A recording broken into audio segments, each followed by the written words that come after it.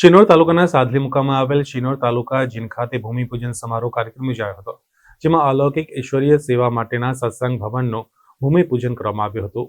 શિનોર તાલુકાના સાદલી મુકામે સત્સંગ ભવનનું ભૂમિપૂજન કરવામાં આવ્યું। વર્તમાન કલિયુગી અંધકારમય દુનિયાના મહાપરિવર્તન માટે પરમપિતા પરમાત્મા શિવ આ ધરા પર અવતરિત થઈ સહજ જ્ઞાન અને રાજયોગનું શિક્ષણ આપી માનવને મૂલ્યવાન બનાવી સતયુગી દુનિયાની સ્થાપના કરી રહ્યા છે।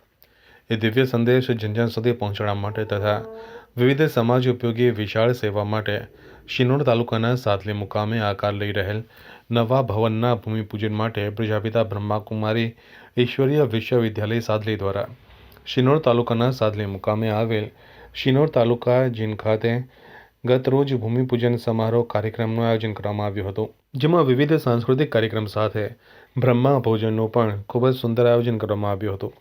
જ્યારે ભૂમિપૂજન સમારોહ કાર્યક્રમમાં ખાસ બ્રહ્માકુમારી રાજયોગિની ડૉક્ટર નિરંજના દીદી અને બ્રહ્માકુમારી રાજયોગિની ચંદ્રિકા દીદી ખાસ પધાર્યા હતા।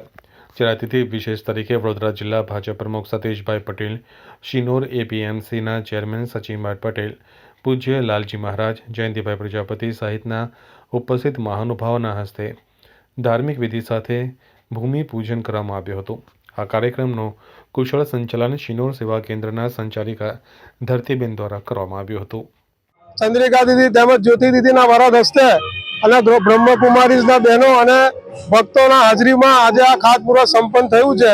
તો આવનારા દિવસોમાં વહેલી તકે આ ભવનનું નિર્માણ થાય અને અહીંથી જે બ્રહ્મકુમારીઝનું જે પ્રવૃત્તિ ચાલુ રહી છે અહીંથી એનું શરૂઆત થાય અને આજુબાજુના વિસ્તારના લોકોને લાભ મળે એ જ અભ્યર્થના।